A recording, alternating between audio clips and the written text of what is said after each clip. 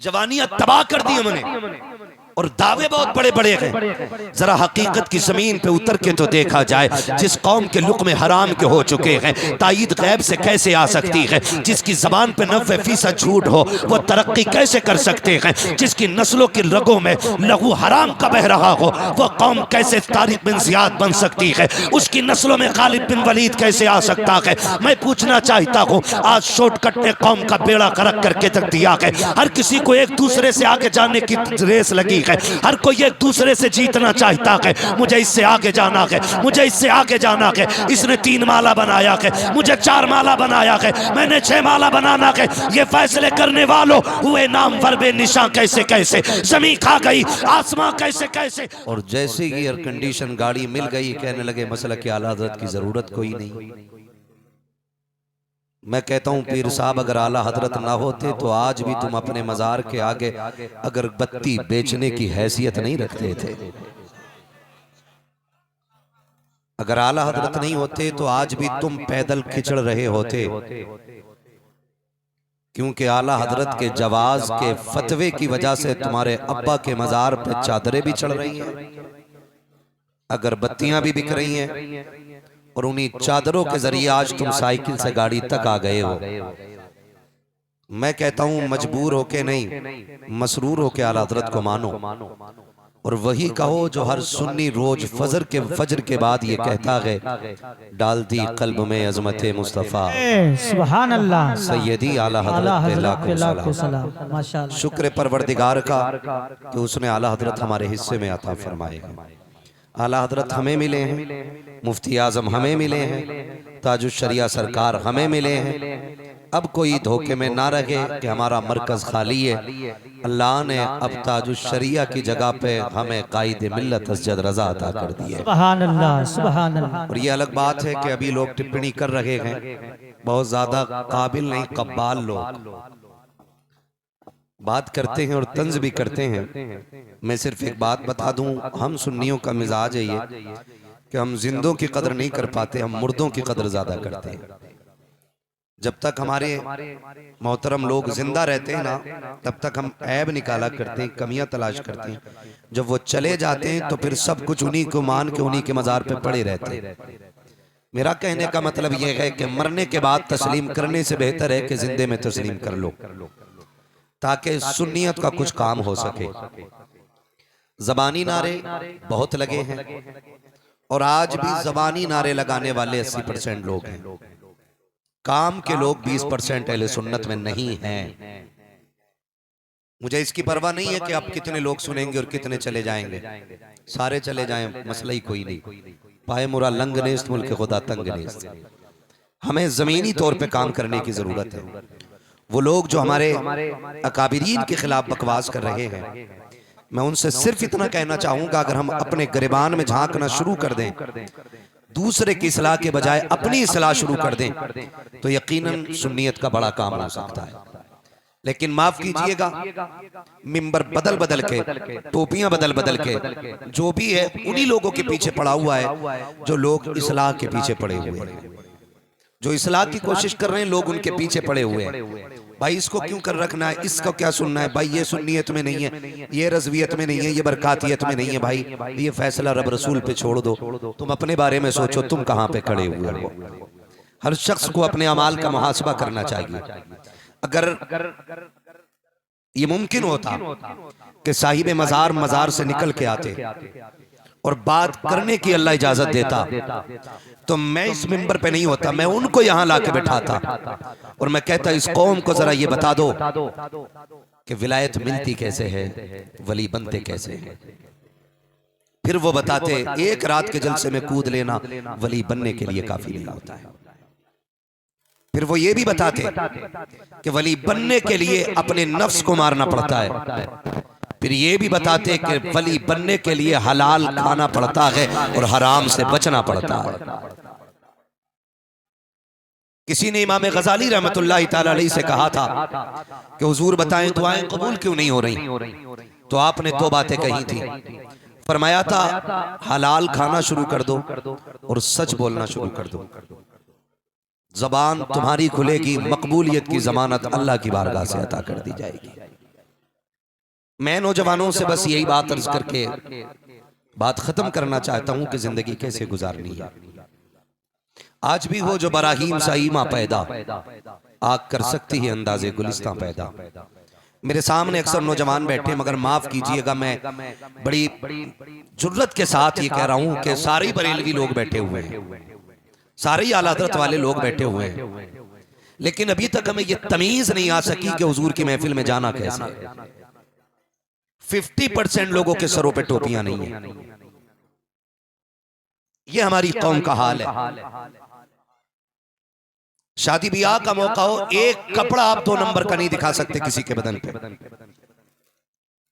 सबके जूते 1000 से ऊपर के होंगे, कपड़े 1000 से ऊपर के होंगे, लेकिन गैरत मर गई है हमारी कि हुजूर के जलसे में 5 रुपए की टोपी तक लगा के हम नहीं आ सकते। हर चीज के अपने आदाब होते हैं। स्कूल में बिना ड्रेस के जाने तैयार नहीं होते, पुलिस बिना वर्दी के पुलिस नहीं रहती है, फौज बिना ड्रेस के फौज नहीं रहती है। तो तुमसे किसने कह दिया कि नंगे सर तुम हुजूर की गुलामी का दावा करते हुए अच्छे लगोगे? हमें बताया जाए। हम आपसे ये सीखना चाहते हैं, आप हमें सिखाओ कि अदब भी कोई चीज होती है कि नहीं। फर्ज करें मैं सर पे टोपी ना हो और बदन पे कपड़े ना हो और यूं हाथ खोल के खड़ा हूं, कोई मुझे नमाजी कह देगा? बोलो, कोई कह देगा नमाजी? नंगे सर खड़ा हूं, एक हाथ यूं हो और दूसरे से ऐसे कर रहा हूं, ऐसे देख रहा हूं, कोई कहेगा नमाजी? क्यों? लोग कहेंगे तरीका ही नहीं लग रहा है नमाज का, कि नमाज में होता तो टोपी होती, नमाज में होता तो हाथ बंधे होते, नमाज में होता तो रुख काबे से फेरता ही नहीं। तो पता चला नमाजी वही नमाजी लगता है जो नमाज के तकाजों के साथ खड़ा हो।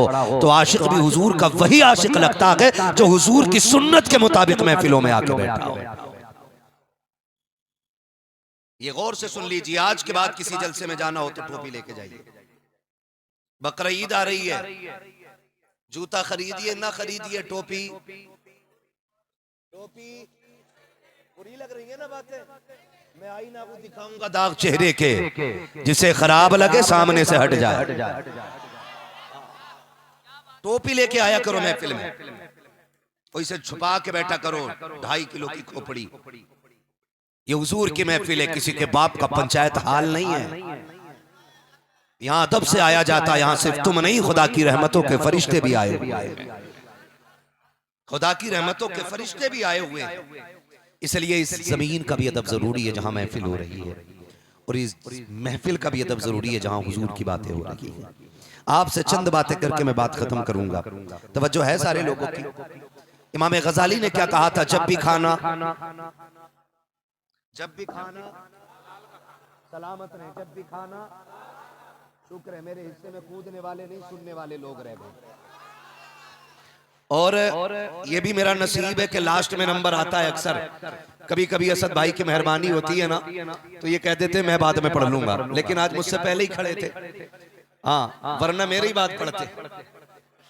हाँ, लेकिन ये खबर सदर जलसा की तरफ से हम तक नहीं पहुंची थी। हाँ, तो आज असद भाई ने इसलिए पहले पढ़ लिया कि मुझे आने में देर हुई है। तो मेरा ये समझता हूं कि बड़ा अच्छा वक्त है ये, क्योंकि मेरे हिस्से में जितनी क्रीम थी वही रह गई है, जितना मठा था वो छट गया है ना।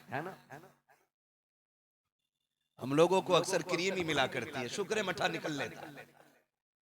तवज्जो है ना सारे लोगों की।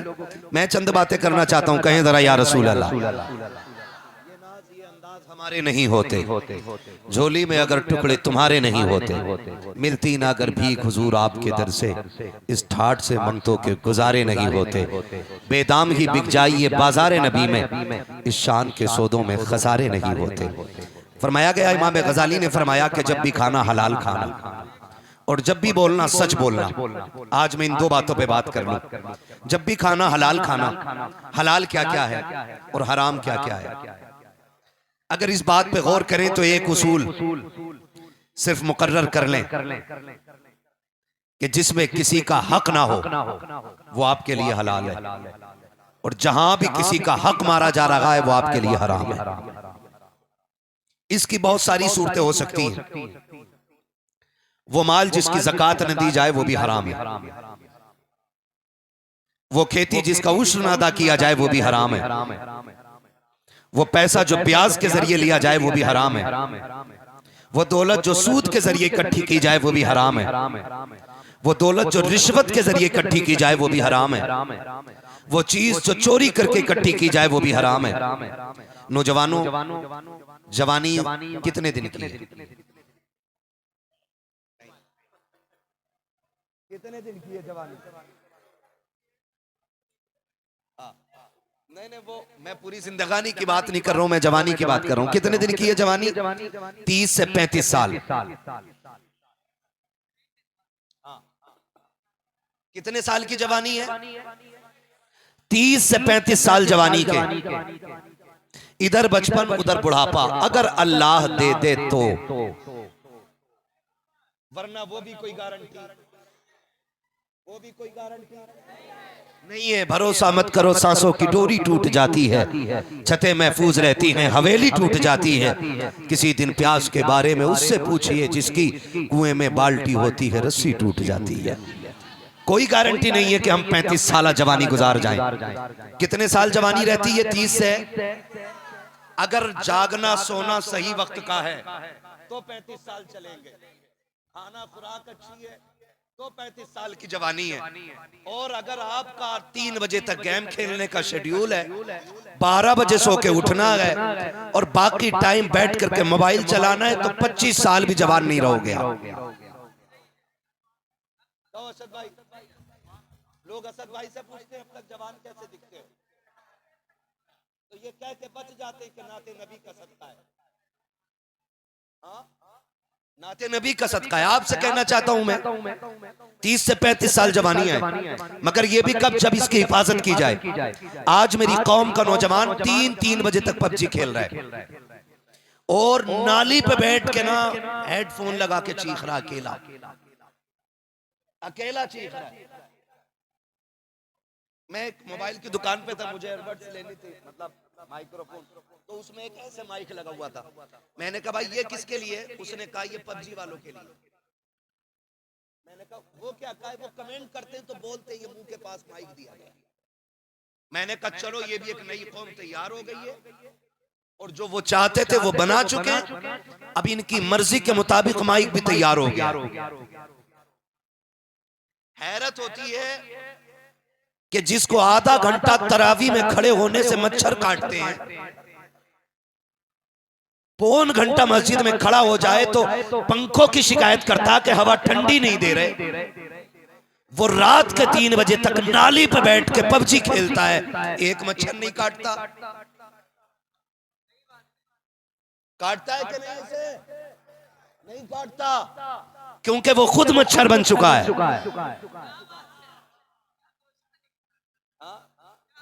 मुझे हैरत होती है, हमारी ऐसे झंडा लेके लहरा रहा, और झंडे से ज्यादा खुद हिल रहा था और कह रहा था हम जाकर गाड़ेंगे, भाई गाड़ेंगे, फला जगह जाके झंडा गाड़ेंगे।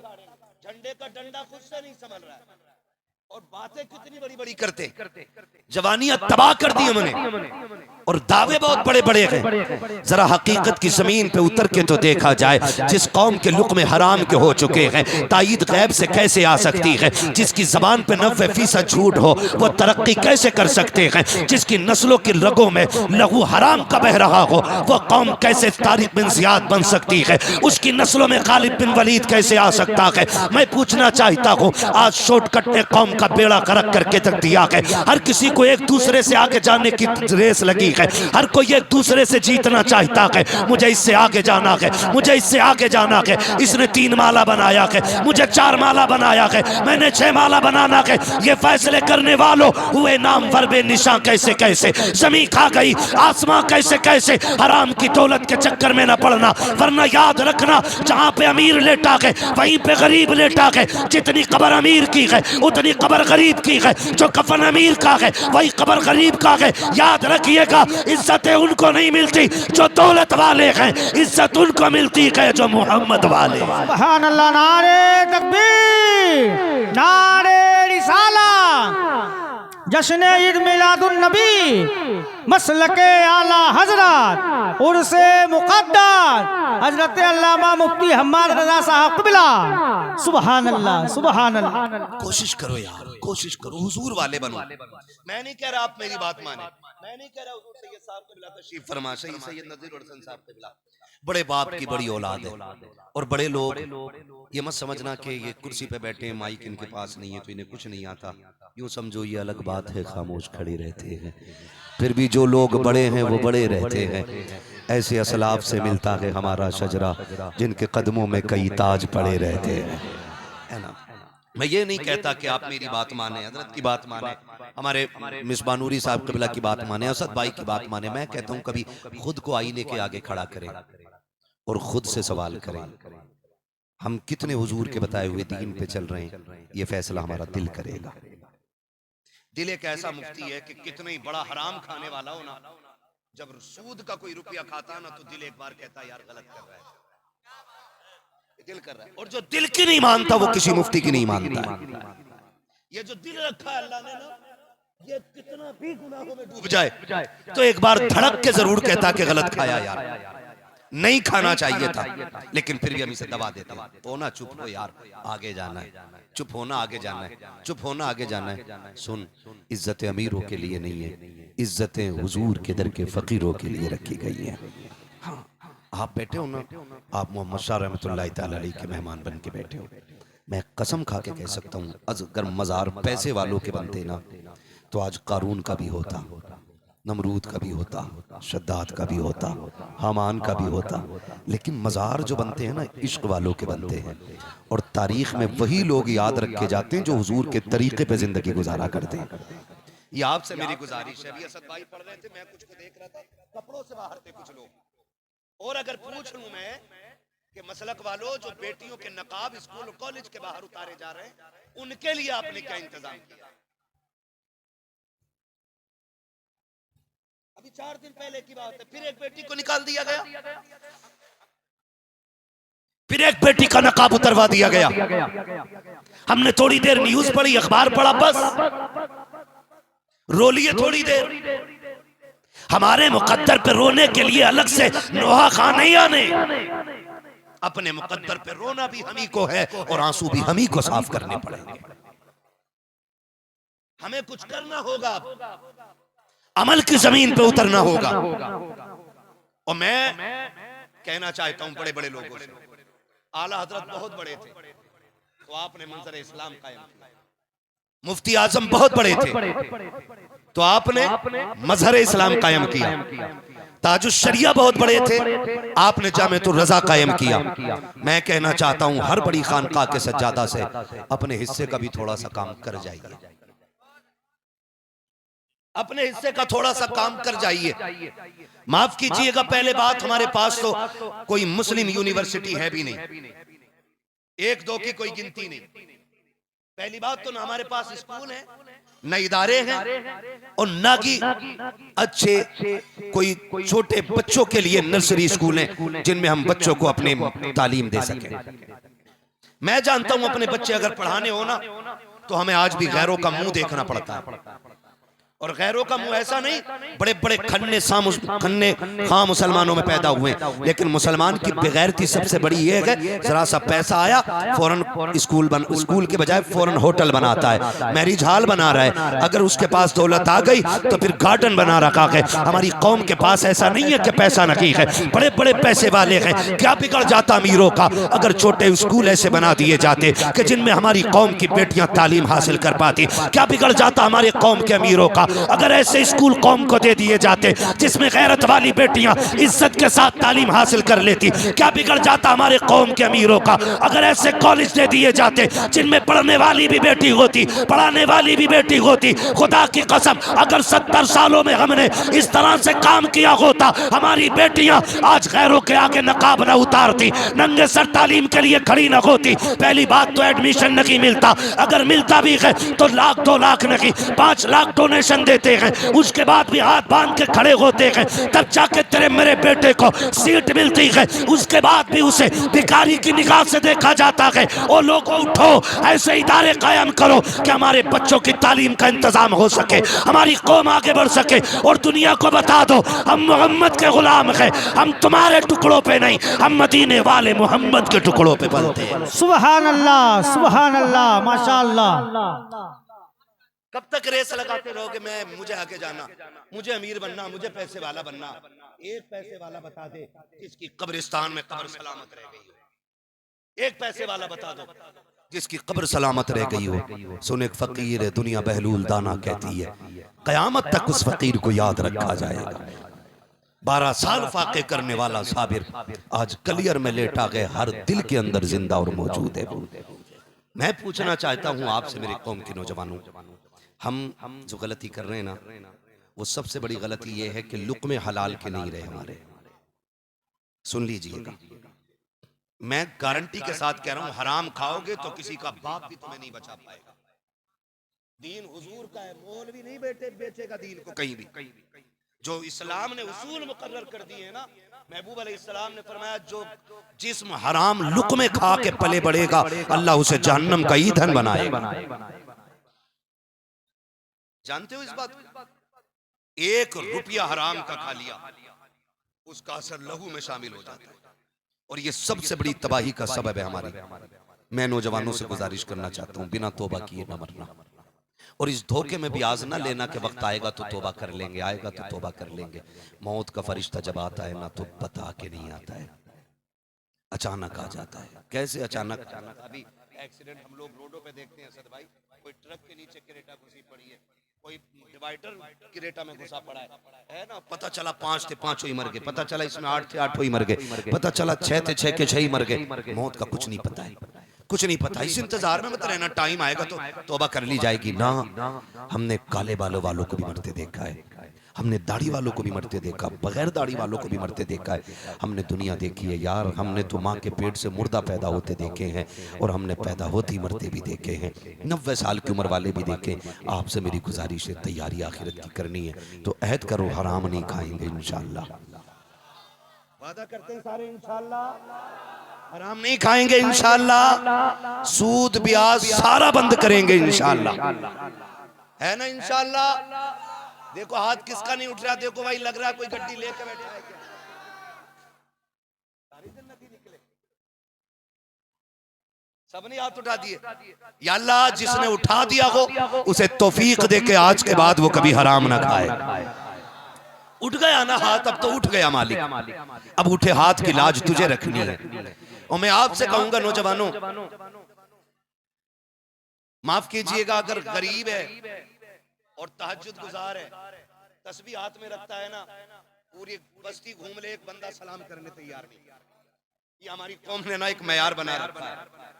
और अगर 3 कत्ल करके 10 साल काट के निकल के आया और यूं लगा के ना एक बार निकल जा, सब कहते हैं दादा अस्सलाम वालेकुम।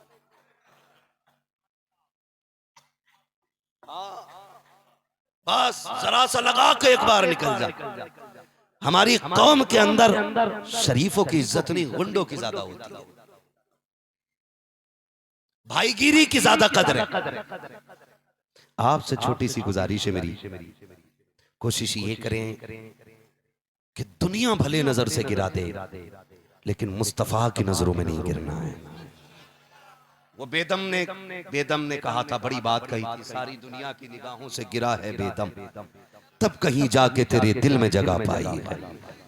वो भाई मिटा दे अपनी हस्ती को अगर कुछ मर्तबा चाहे, कि दाना खाक में मिलकर गुले गुलजार होता है। कई बार लोग कह देते मौलाना अगर हमने बंद कर दिया ना तो बच्चों की फीस अदा नहीं होगी। बच्चे स्कूल पढ़ रहे हैं, बड़ी महंगाई है, और तुम्हें नहीं पता तेल अब 200 रुपए के पार जा रहा है। तुम्हें क्या पता, तुम तो जलसों में इधर उधर खाते घूम रहे हो। हमसे पूछो मिर्च का क्या रेट है। हाँ कह सकता भाई कोई भी खड़े होकर के, लेकिन मैं आपसे बात करूं, याद रखिएगा कुरान कहता अगर तुमने कलमा पढ़ लिया है ना तो ये मत समझना आजमाए नहीं जाओगे। अगर कलमा पढ़ लिया है तो फिर आजमाए जाओगे, आजमाए जाओगे। मैं एक नौजवान से कहना चाहता हूँ, गलती हो जाती है, रब करीम है और हुजूर का वसीला दे के मांगो, अल्लाह हर खता माफ फरमाने वाला है। लेकिन इस उम्मीद पे मत करना गुनाह के कल तौबा कर लेंगे। वो बड़ी प्यारी बात कही थी, हक ताला भी करीम और मोहम्मद भी करीम, दो करीमों में गुनाहगार की बनाई है। ये तो मुकद्दर है हमारा कि हुजूर की उम्मत में पैदा हुए। आपने कलमा पढ़ लिया है तो मुश्किलात से गुजरना पड़ेगा, आपने कलमा पढ़ा है तो इम्तिहान देने पड़ेंगे। लेकिन याद रखिएगा नौजवानों, अगर हो गई है ना गलती, फिर रब को करीम मान के रो दो, रो के दिखा दो एक बार रब को। मैं कसम खा के कहता हूं, आप जितनी चाहो बारूद वाले हो जाओ, जितने चाहो तलवार वाले हो जाओ, जितने चाहो पैसे वाले हो जाओ, अगर तुम खुदा वाले नहीं हो सकते तो कभी कामयाब नहीं हो सकते, कभी कामयाब नहीं हो सकते। आप देखें सऊदिया के पास कितना पैसा है, लेकिन सबसे भड़वी कौम अगर कोई दुनिया में है तो वो सऊदियों की कौम है। मैं खुल के ये बात कर रहा हूं, सबसे दज्जाली कौम अगर कोई जमीन पे है इस वक्त तो वो सऊदियों की कौम है, जिन्होंने ड्रम के आगे बेटियों के बाल खुलवा दिए, लेकिन मस्जिद अक्सा के लिए 1 रुपए का दान देकर के वहां के भूखों के खाने का इंतजाम न कर सके।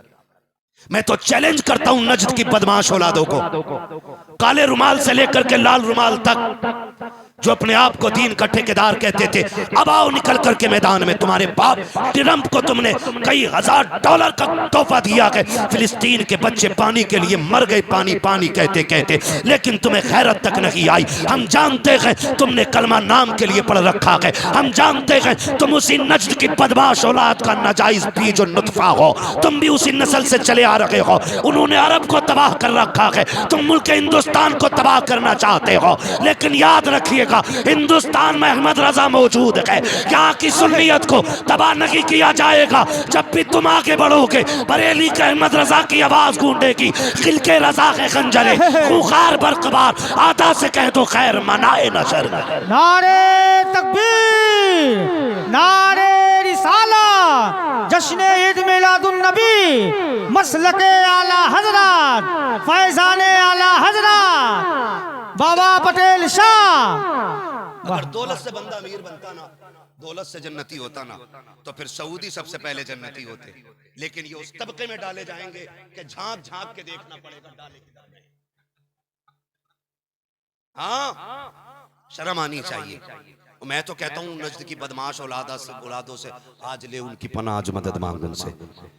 थोड़े थोड़े करके खुल रहे हो, कल तुम्हें यहूदियत को तस्लीम करना है हम जानते, कल तुम इजराइल को अपना बाप बनाओगे हम जानते। हम कहते हैं सुनो जब कल पर्दे उठेंगे ना तो फिर मुंह नहीं दिखा पाओगे, इसलिए आज ले उनकी पनाह, आज मदद मांग उनसे। कल ना मानेंगे कयामत में अगर मान गया। मैं कहता हूँ नौजवानों अमीर होना कोई जरूरी नहीं है, हुजूर के दर का फकीर होना जरूरी है। बड़ी बात यह नहीं है कि मुर्गे से रोज कौन खाता है, बड़ी बात यह है कि रोज हलाल के लुक़मे कौन खाता है। ये सबसे बड़ी बात है कि हलाल कौन खाता है। हमसे अगर गुनाह हो गए, कई पार्टियां अब तो अल्लाह माफ करे ऐसी चल रही हैं कि लोग ना बियर पी रहे, बियर शराब आम हो गई है हमारे नौजवानों में। शादी पार्टी के नाम पे, दोस्त के बर्थडे के नाम पे ये सारी चीजें आम हो गई हैं। और मौलवी टोक दे तो कहते हैं तुम्हें क्या पता, ये तो एनर्जी ड्रिंक है। मौलवी को कयामत की निशानियां तक पता है, तेरी ड्रिंक का नहीं पता है। हाँ भाई, मौलवी दज्जाल को जानता है, तेरी बियर को नहीं जानता। मौलवी दज्जाल के बारे में बता देगा तुझे। हाँ भाई, वो कहते तुम्हें क्या पता मौलाना, ये तो ताकत की ड्रिंक है, जितनी चाहे हराम की ताकत लगा ले, ऐसे गुर्ज पड़ेंगे कि सारी ताकत खत्म हो जाएगी। अरे जी तो ताकत के लिए पीते हम लोग। नौजवानों अगर लग गई है मुंह से ना, फिर तौबा करो, करीब न जाना। मैं हाथ नहीं उठवाऊंगा कि भाई किसने पी ली है किसको नहीं पीनी है। मैं तो कहता हूँ सिर्फ अपने दिल पे हाथ रख के फैसला करे। मैंने कहा सिर्फ अपने दिल को मुफ्ती बनाना है, मुझे नहीं, इन्हें नहीं, अपने दिल को मुफ्ती बना के अहद करना है। अगर मेरे सामने तौबा करोगे तो तोड़ सकते हो, लेकिन अपने दिल से अगर तौबा करोगे तो फिर मैं रहूं या ना रहूं आप तौबा पे कायम रहोगे। ये याद रखिएगा, दिल को मुफ्ती बना के आपको फैसला करना है, फैसला करना है। और कई बार ऐसा भी होता है ना, इस्लाह करने वाले लोग ना खड़ा करके जलील करते हैं, कहते हैं कितने लोग थे भाई जिन्होंने अब तक शराब पी है, लोग हाथ भी उठा देते हैं, क्योंकि हुजूर की महफिल में झूठ नहीं बोला जाता। कई बार कहते हैं भाई जो दाढ़ी रखना चाहते हैं वो हाथ उठा दे, तो भाई कौन बंदा ऐसा जो दाढ़ी के लिए हाथ ना उठाए, उठा के फिर दाढ़ी ना रखे, तो ये भी गलत लगता है ना, ये भी गलत लगता है ना। तो मेरे भाई मेरी गुजारिश है, मैं नहीं कहूंगा हाथ उठाओ, मैं तो चाहता हूं जैसे रब बंदों के गुनाहों पे पर्दा डालता है ना, फिर बंदों पे भी लाजिम है कि वो बंदों के ऐबों पे पर्दा डाल के रखे। अल्लाह करीम है, वो जरूरी नहीं है कि महफिल में रो के दिखाओगे तब बख्शेगा, वो तो दिल से आप रो के दिखाते हो उसे। हाँ, बनी इसराइल की दौर का एक उम्मती है, हजरत मूसा अलैहिस्सलाम का उम्मती, उसके गुनाहों की वजह से बारिश नहीं हो रही है, पूरी कौम तबाही में आ गई, पूरी कौम परेशान हो गई। हजरत मूसा ने कहा चलो बाहर निकल के ना अल्लाह की बारगाह में दुआ करते हैं। बहुत गौर से मेरी बात सुनिएगा, बाहर निकले सारे लोग, अल्लाह का नबी दुआ करा रहा है, अल्लाह बारिश फरमा दे, पूरी उम्मत आमीन कह रही है, लेकिन बारिश नहीं हो रही है। फिर जब बारिश नहीं हुई ना तो कहते मालिक बारिश क्यों नहीं हो रही? रब ने पैगाम दे दिया, का मूसा तेरे इस मजमे में एक ऐसा बंदा बैठा है जिसने 40 साल से मुझे एक सजदा नहीं किया है, जो 40 साल से मेरी नाफरमानी कर रहा है, जो 40 साल से मेरे हुक्मों को तोड़ रहा है, ऐसा बंदा बैठा है इसके अंदर, मैं उसकी वजह से बारिश नहीं कर रहा हूं, जब तक वो रहेगा ना मैं बारिश नहीं करूंगा। हजरत मूसा ने कौम से मुखातब होकर फरमाया, है कोई तुम में ऐसा जो 40 साल से रब की नाफरमानियां कर रहा है, जिसकी वजह से बारिश नहीं हो रही, उठ जाए निकल जाए। जब इतनी बात कही ना तो उसने गर्दन झुकाई और अपने दिल में रोके कहता मालिक आज पर्दे डाल दे, आज के बाद कभी तेरा हुक्म नहीं तोड़ूंगा, मालिक उठूंगा तो रुसवा हो जाऊंगा, लोग मेरा मुंह देख लेंगे, अल्लाह माफ कर दे, मैं तौबा कर रहा हूं। अभी उसने ये बातें कही थी कि आसमान से बारिश शुरू हो जाती है। जब बारिश शुरू हुई हजरत मूसा हैरत में, ना कोई गया ना आया, और बारिश क्यों हो गई? दूर पे गए, मालिक तू बताना, तूने तो कहा था जब तक वो उठेगा नहीं बारिश नहीं होगी, अब बता बारिश क्यों हो गई? आवाज कुदरत आई कि मूसा बात ये है, उसने बैठे बैठे हमसे हमारी बारगाह में रो के चंद आंसू गिरा दिए थे, हमसे हमारी बारगाह में सच्चे दिल से तौबा कर ली, हमने उसको उठाए बगैर बारिश कर दी। रब से कहते मालिक तू बता कौन है वो तेरा बंदा, मैं उसका चेहरा देखना चाहता हूँ। हजरत मूसा से रब ने कहा था मूसा जब वो गुनाहगार था तब हमने पर्दों में रखा था, अब तो हमारा दोस्त हो गया है, अब कैसे पर्दे उठाए? सुभान अल्लाह, नारे तकबीर लगा ले पीछे वाले भैया, आप भी बेदार हो जाए। नारे रिसाला, जश्न ईद मिलादुन नबी, मसलके आला हजरत, उर्से मुक़द्दस हुजूर मुफ्ती हम्माद साहब क़िबला, वलमाए अहले सुन्नत, सुभान अल्लाह सुभान अल्लाह। शुक्रिया मोहब्बतों को, आपकी वजह से आराम मिल गया, तवज्जो है सारे लोगों की। तो अल्लाह वो है जो पर्दे डाल देता है, शर्त है ये इसका सही हो, अगर ये ठीक नहीं है ना तो पीर के पैर दबाते दबाते मर जाओ, या उसका धोबन पीते पीते मर जाओ, खैरियत नहीं होती।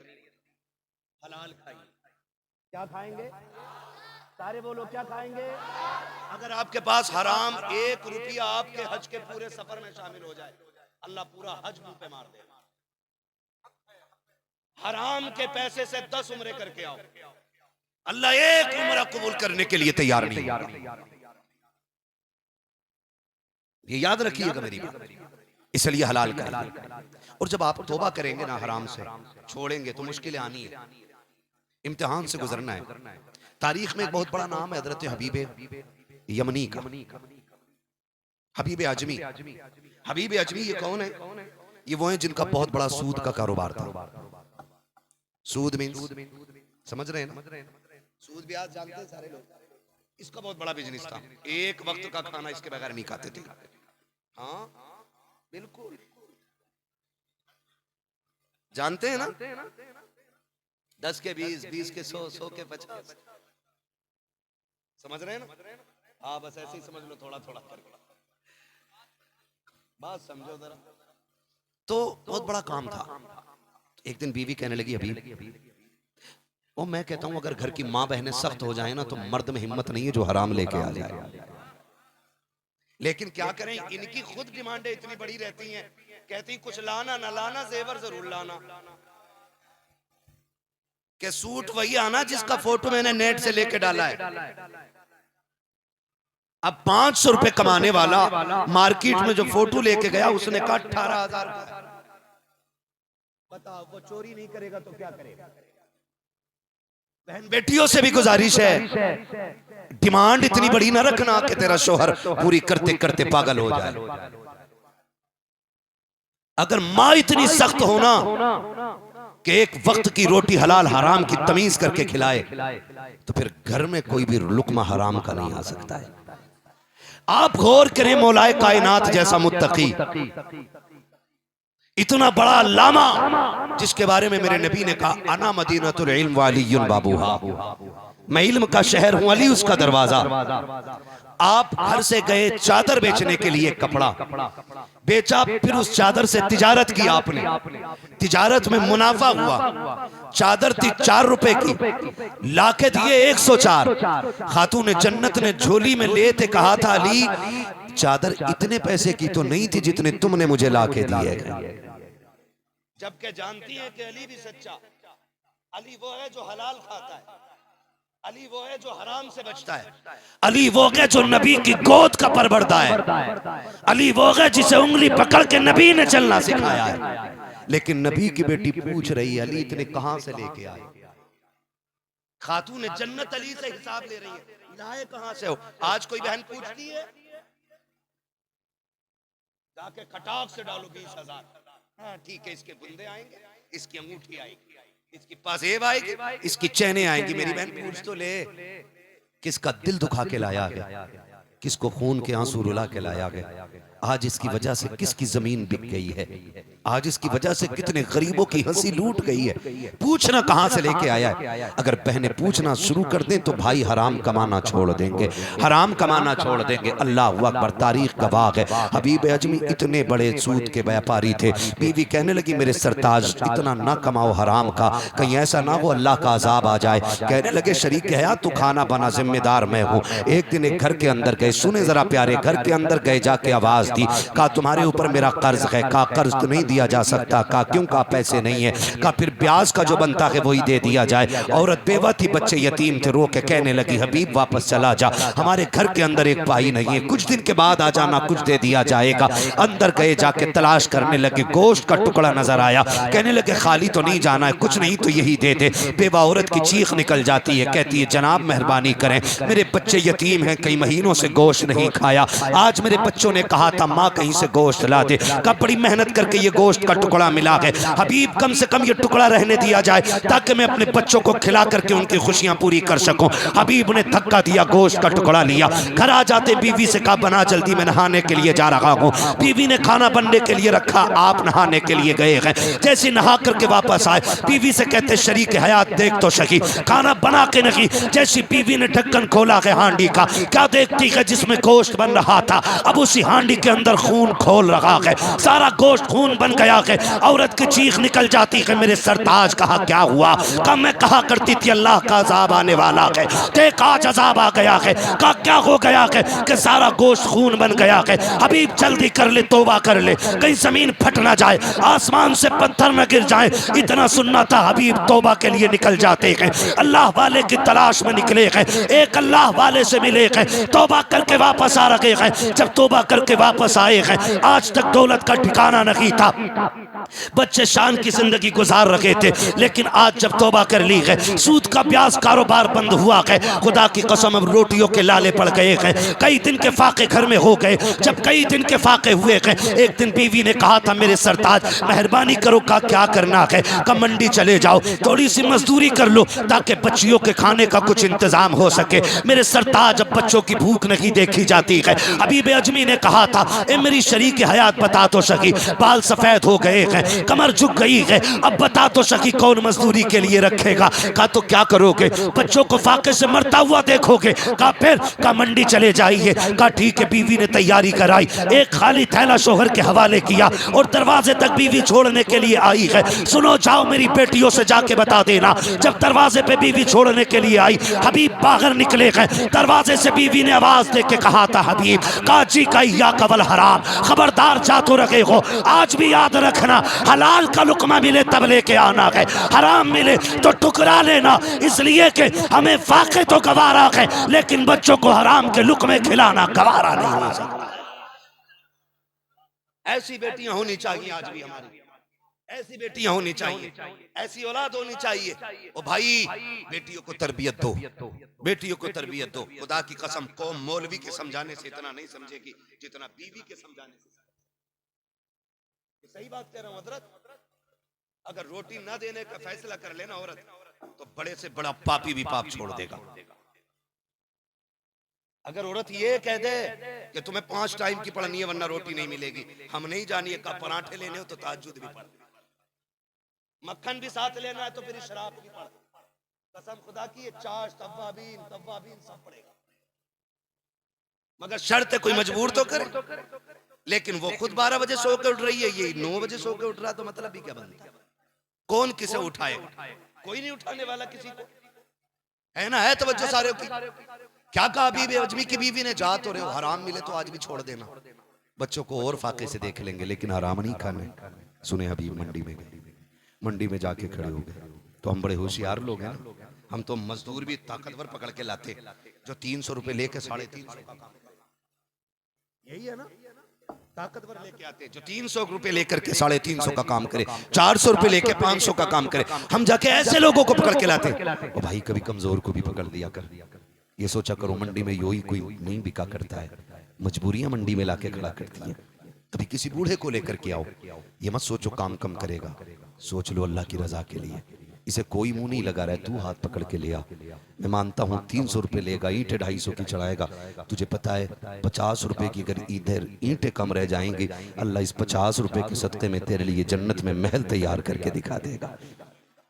लेकिन बड़े होशियार लोग हैं, हमें तो सब कुछ जबानी चाहिए, है ना, खून पी लें हम मजदूर का। और कल को ना मस्जिद में 50 रुपए दे के ना, फिर मौलाना भी कहता जवाब नहीं है भाई, हाजी साहब पढ़ा नहीं 50 रुपए दे गया, ये नहीं पता खाल खींच के लाया मस्जिद। तो भाई गलत ना समझना, जामा मस्जिद के दरवाजे पे भिखारी खड़ा था, अंधा था, जो भी आता उसके प्याले में पैसे डाल जाता। अचानक ना एक बंदा आया, उसने प्याले के सारे ले लिए, अंधे ने कलाई पकड़ ली, अंधे ने कलाई पकड़ ली। उसने पूछा मैं कौन? उसने कहा क्या मतलब? कहा अगर पहचान लेगा तो तेरे पैसे वापस कर दूंगा। पता अंधे ने क्या कहा? बोले ये इतना बड़ा सितम कोई हाजी कर सकता है?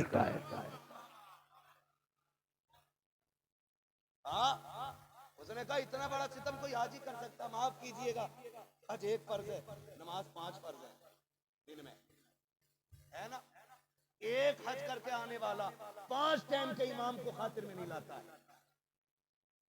5 टाइम का। पता नहीं मैं हाजी साहब हूं, मैं हज करके आऊं, मैंने जमजम पिया है। सुनो भाई, तूने जमजम पिया है ना, तो जमजम को भी खड़े होके पिया जाता है और वुजू के बचे हुए पानी को भी खड़े होके पिया जाता है। किसे ऐड दिखा रहा है नमाजी को? उठ के मुसाफा क्यों नहीं करा? मैं हाजी साहब हूं, हाजी साहब हूं मैं। अरे हाजी होगा अपने लिए, तुझे नहीं पता है आका करीम ने फरमाया था एक आलिमे दीन 1000 इबादत गुजार लोगों पर ज्यादा भारी आया करता है। तुम्हें नहीं पता है, खुदा की कसम अगर एक अनपढ़ आबिद पूरी रात खड़े होकर के कयाम और सजदे में गुजार दे और एक आलिमे दीन एक लम्हे के लिए किसी मसले पे गौर कर ले, अल्लाह एक लम्हे की इबादत को इसकी पूरी इबादत, पूरी रात की इबादत पे बढ़ा दिया करता। घमंड न करना इबादत पे, ये भी बड़ा मसला है। जरा से पढ़ जाते हैं ना, 5 टाइम की पढ़ ली, तो फिर वो किसी को नहीं जीने दे रहा। हाँ, वो किसी को नहीं जीने दे रहा। अगर बेचारा नौजवान कोई मुंबई से आया और मस्जिद में आया और आ गया मस्जिद में, पहली सफ में बैठ गया, तो जो 5 टाइम के वो कोनी मार के कह रहे, देख रहे बुद्धा का तो आज सबसे आगे बैठा, तो दूसरा कह रहा नमाजी आज ही आ जाइए, हम तुम ही दिखाएंगे। ये देखो, ये मुंह और मसूर की दाल 4 टाइम 5 टाइम क्या पढ़ ली, फटे जा रहे हैं। घमंड खत्म करो, तकब्बुर बिल्कुल नहीं होना चाहिए। तकब्बुर रब को अपने सिवा किसी में भी अच्छा नहीं लगता है, ये याद रखिएगा। जो तकब्बुर करता है अल्लाह उसे मिटा देता है, मिटा देता है। बनी इसराइल का एक बड़ा इबादत गुजार बंदा था, इतना आबिद और जाहिद था कि वो चलता था तो बादल छाया करता था उसके ऊपर। उम्मती था, नबी नहीं था, बादल छाया करता था, बड़ा इबादत गुजार, उसके ऊपर बादल चलता था। एक दिन जानते हो, एक गुनाहगार बंदा, गरीब बंदा, उसने सोचा ये रब का बड़ा नेक बंदा, थोड़ी देर इसके पास बैठ जाऊं ना, शायद अल्लाह मुझे भी नेक बना दे। ये सोच के जब उसके बगल में जाके बैठा ना, तो उसने यूं देखा और देख के कहने लगा, तेरे जैसा बंदा मेरे बगल में। जब इतनी बात कही ना, तो वो गर्दन झुका के उठ गया और उठा तो दिल में सोच के उठा, मालिक मैं तेरा गुनाहगार हूं, इसका तो गुनाहगार नहीं था। मालिक ये कौन होता मुझे जलील करने वाला। ये कह के उठा ना, तो जो बादल उसके सर पे था ना, वो बादल उसके सर पे चला गया, उसके सर पे चला गया। उसने कहा मालिक ये क्या हुआ, मेरे सर का बादल इसके सर पे। आवाज आई, नादान, जितनी तेरी नेकियां थी ना, तेरे घमंड ने उन्हें जला के रख दिया है, और जितने इसके गुनाह थे, इसकी आजिज़ी ने इसके सारे गुनाह जला के खाक कर दिए हैं। और भाई अगर इबादत का अल्लाह मौका दे रहा है तो घमंड नहीं करना है, घमंड नहीं करना है। और औलाद को हलाल लुक़्मे खिला के देना। मंडी में जाके अभी खड़े हो गए, कोई लेके नहीं जा रहा है, लेके नहीं जा रहा, दोपहर हो गई, सूरज देखा चढ़ आया, अब किधर जाएं, क्या करें क्या करें, काफ़ी परेशान हो गए। फिर सोचा अब कहाँ जाना, देखा ना सामने मस्जिद थी, अपने अपना थैला उठाया, मस्जिद चले गए और जाके वज़ू करके 2 रकात नमाज़ हाजत अदा की और कहने लगे मालिक कोई मुझे काम के लिए नहीं रख रहा है, मैं तेरे घर में काम करने के लिए आया हूँ, मालिक तू मुझे मेरे बच्चों के रिज़्क़ की नौकरी अता कर दे। शाम तक झाड़ू लगाते रहे, सफ़े झाड़ते रहे, शाम आई घर की तरफ चल दिए। सुने मैं मुबारकबाद देता हूँ जो बच्चों को हलाल खिलाया करते हैं, अल्लाह उन बापों की उम्रों में बरकत अता करे जिन्होंने मजदूरियाँ की हैं लेकिन बच्चों को हलाल खिलाया है। बड़ी मुबारकबाद के मुस्तहिक़ हैं वो लोग जो हलाल कमाते भी हैं और हलाल बच्चों को खिलाते भी हैं। शाम हुई, कहा घर जाना है, फिर ख्याल आया बच्चों का सामना कैसे करूंगा, बड़ी मुश्किल होती है ना एक बाप के लिए बच्चों का भूखा चेहरा देख पाना, बड़ा मुश्किल होता है। बाप दुनिया से लड़ लेता है लेकिन बच्चों की भूख से नहीं लड़ पाता कोई भी बाप। आप घर आए, देखा सारे बच्चे सो रहे, आप चुपके से घर आए, बीवी ने दरवाजा खोला, आपका हाथ पकड़ा, लेकर के आई, वजू कराया, लिटाया, लिटा के फिर पूछती हैं शोहर गए तो थे, बताओ काम लगा के नहीं, कहा काम तो मिल गया है, कहा मजदूरी का मजदूरी नहीं मिली, कहा मांगी नहीं, कहा मैं इतने बड़े की इतनी बड़ी चौखट पे गया हूँ काम करने के लिए कि एक दिन का पैसा मांगते हुए गैरत आ रही थी। बीवी ने कहा अच्छा कल जाना तो कल जरूर ले लेना, कहा ठीक है। कल फिर मस्जिद में आए, फिर झाड़ू लगाते रहे, शाम हो गई, कहा शाम का वक्त आया, फिर घर खाली हाथ जा रहे हैं। बीवी ने फिर यही हाल सवाल किया क्या रहा, कुछ लेके आए कि नहीं, कहा कुछ नहीं, कहा मांगा नहीं, कहा हिम्मत नहीं हुई। तीसरे दिन जब जाने लगे बीवी ने कहा सुनो अपने मालिक से जाके कह देना कि आज इतना दे दे, 3 दिन काम करते हुए हो गए हैं, 1 दिन की मजदूरी दे दे, अब बच्चों का फाका नहीं देखा जाता है, अब बच्चों की प्यास नहीं देखी जाती, भूख अब बच्चों की नहीं देखी जा रही है। इतना कहा घर से निकले हैं। आज जब हबीब आ रहे हैं तो रोते हुए आ रहे हैं, आज मंजर अलग हो गया है, आज रोने की कैफियत अलग है। पहले मस्जिद में रोते थे, आज घर से रोते हुए चल रहे हैं, आज आंख में आंसू है। मैं पूछना चाहता हूँ नौजवानों, अगर जरूरतें पूरी नहीं होती हैं तो हम ब्याज लेना शुरू कर देते हैं, हम सूद पे पैसा वसूल करते हैं, अगर काम तरक्की नहीं करता है तो हम हराम की तरफ बढ़ जाया करते हैं। आओ हबीब अजमी से पूछो तुम किधर जा रहे हो, आप मस्जिद की तरफ आए हैं, बच्चों की भूख प्यास कई दिन की है, आए मस्जिद के अंदर, फिर रो के दुआ कर रहे हैं मालिक अब बच्चों की भूख नहीं देखी जाती है, इतना दे दे के बच्चों का गुजारा हो जाए, ये कहते जा रहे हैं, रोते जा रहे हैं। शाम का वक्त आया, ख्याल आया खाली थैला लेके नहीं जाना है बल्कि आज थैले में मिट्टी डाल लेनी है ताकि बच्चों के सामने खाली हाथ जाने से बेहतर है कि थैले में मिट्टी लेके जा सकूं।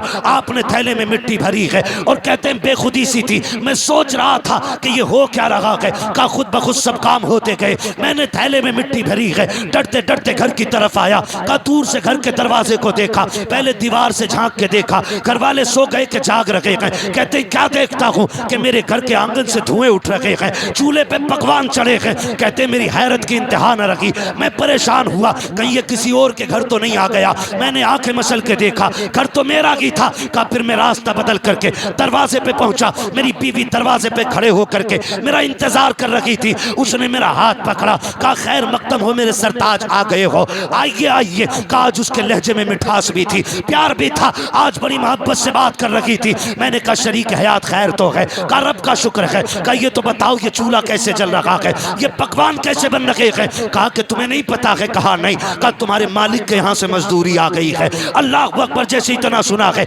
हबीब आजमी की आंख में आंसू आ जाते हैं। कहते हैं क्या कहना चाहती हो? कब तुम्हारे मालिक का दरवाजे पर एक पैगाम लेकर के बंदा आया था, वो ये सारी दौलत भी दे करके गया है और पैगाम भी लेकर के आया है। शरीक हयात ने दरवाजा खोला, अंदर नेमतों के ढेर लगे हुए हैं। हबीब रोने लग जाते हैं। कहा बीवी बता तो सकी नेमत के साथ पैगाम कौन सा था? तो बीवी ने कहा वो पैगाम वाला कह के गया है अपने शोहर से कह देना कि वो यूं ही काम करता रहे, हम उसे यूं ही मजदूरियां अता करते रहे।